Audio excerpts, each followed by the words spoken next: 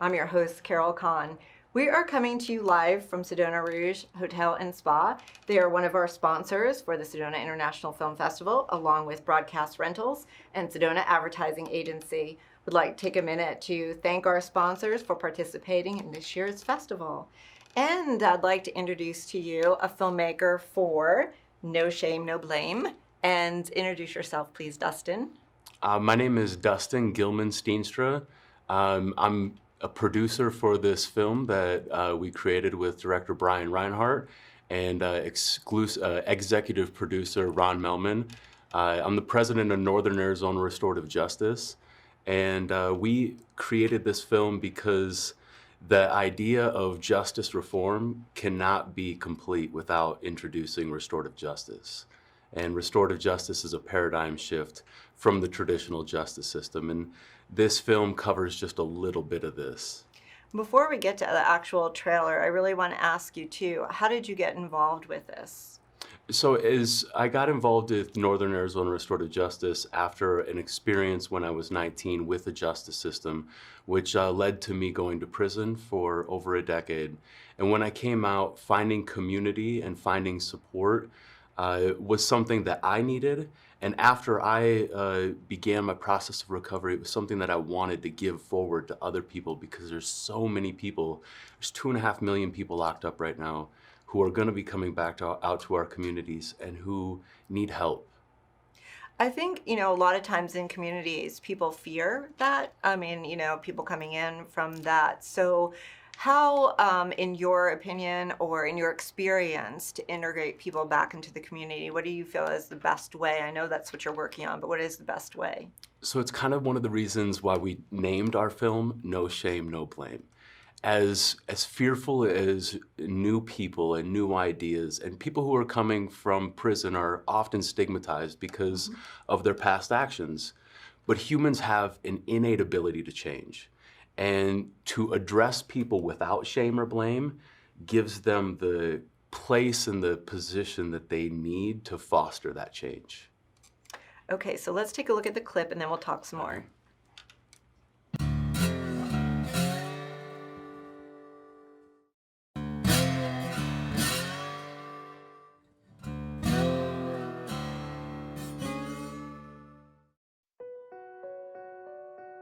I started using meth when I was 13, after I got kicked out of school for alcohol.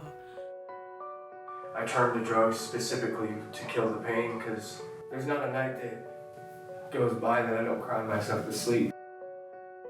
The drug dogs were in the parking lot that day from the police, and I got arrested on my 17th birthday. We need help, and I hope we all work together and can find a way, instead of just locking us away, finding us help. And that was shot here. Yeah, in in the Yavapai County Jail. I want to extend a thank you to Sheriff Masher and for the rest of the staff of the Yavapai County Jail. It did take some persuasion to get a film crew into the jail. And we were really blessed to have the team that we had in there, as well as the group of people who we were able to record with our restorative circles. Each restorative circle is different, and it really honors the uniqueness of every person in there. And the team that we were able to shoot with, as well as the people there, really provided us some excellent material. You had mentioned that you actually were in prison for 10 years, correct? So, none of us ever think what that would be like. We can't even imagine what would be like. So what was that experience like for you? So now I oftentimes get the comment from people like, look at you, look how you turned out. It must have been great going to prison and learning all the stuff that you learned. And so there wasn't a lot of education and there wasn't a lot of development in prison by the system. The misnomer of labeling this the correction system is that you think that we send people to prison to be corrected. For me, my transformation happened as a result of being with and encountering people who modeled a different way of life to me, and the relationships that I gained helped me to see life in a different way, as well as a resiliency not to accept the shame and blame of other people that tried to project that onto me, especially now, because it's disheartening to feel that shame and blame, and so many people can't get past that pressure. It's an active process. I wouldn't say that I've perfected it, but it's an active process, and being here today and being honored to share a film such as this is certainly helping to break that shame and blame. Yes, and you've selected two amazing filmmakers that have been part of our film festival for quite some time, Brian and Ron, and we're going to talk with them too. But one of the things too I want to ask you about is now you're on the other side of this and you're helping people that are in prison. So how is that healing for you? It is an essential part of my healing. One of the discomforts that I experienced was the first time that I went to a meeting with the county officials. I had a panic attack. I literally got into the parking lot, and the fear and the stigma of how am I going to be received brought me to a place where I sat in the parking lot and I just froze. And after that, leaning into that and leaning through the discomfort has helped me to be able to feel the emotions that oftentimes we want to avoid. It's uncomfortable. There is a shame and there is a blame that is associated with going to prison.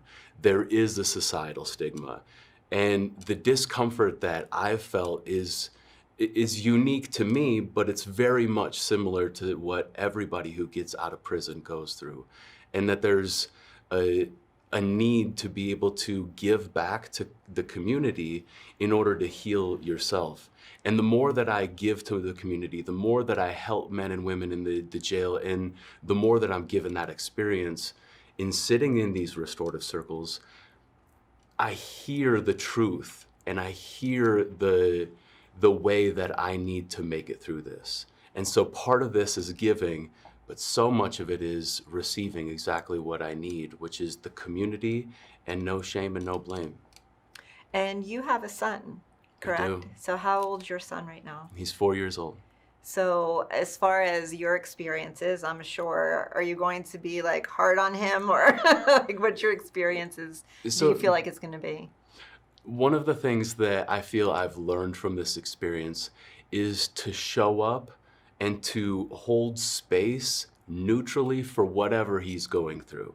The same I would show up for anyone who's in some situation that's far more serious than anything that a 4-year-old's gonna get into. But the space of just loving and holding this place for him where no matter what he's going through, he's gonna learn. If we would allow for people to take responsibility and learn from the mistakes they've made, instead of just sending them to jail to be punished, I have a belief that we can remediate crime and the effects of crime and harm on the community so much more effectively if we just show up without shame and blame and allow them to learn. My son, when he makes a mistake, he made that mistake to learn something from it. The same way that I feel all of us who have made some sort of mistake in our life, and I don't think any of us are exempt from that, the goal for us, I think, is to learn from that. Mm-hmm. Well, bravo to you, because I feel like that this is just the beginning for you to do really good things. So thank you for bringing this to our attention, and thank you for including it. So is this being shown here at the film festival? Our first showing is today at 4 o'clock in the Harkins Theater, and we will be showing again this Saturday at 10:30 in the morning. Awesome. Well, I can't wait to hear what everybody says. Now, this is just the beginning, right? Because it's just a small version of a larger picture that you really want to show. Absolutely. This is just the short, and we've been blessed to be able to get this short into a position where there's a lot of people who know that this movie needs to be made. Mm-hmm. There is no definitive movie on restorative justice, and we hope that this could be something that changes the paradigm of our justice system more than just saying we need justice reform. Right. We need a justice paradigm shift, not just reform. Well, thank you, Dustin. We're really proud of you. So, and how can people find out about your film? NARJ.org or Northern Arizona Restorative Justice on social media. Okay. Okay, thank you. And speaking about social media, if you're out there, it's the hashtag Sedona Film Fest 2020 and hashtag Sedona Film Fest 26. We'll be back with more filmmakers after this.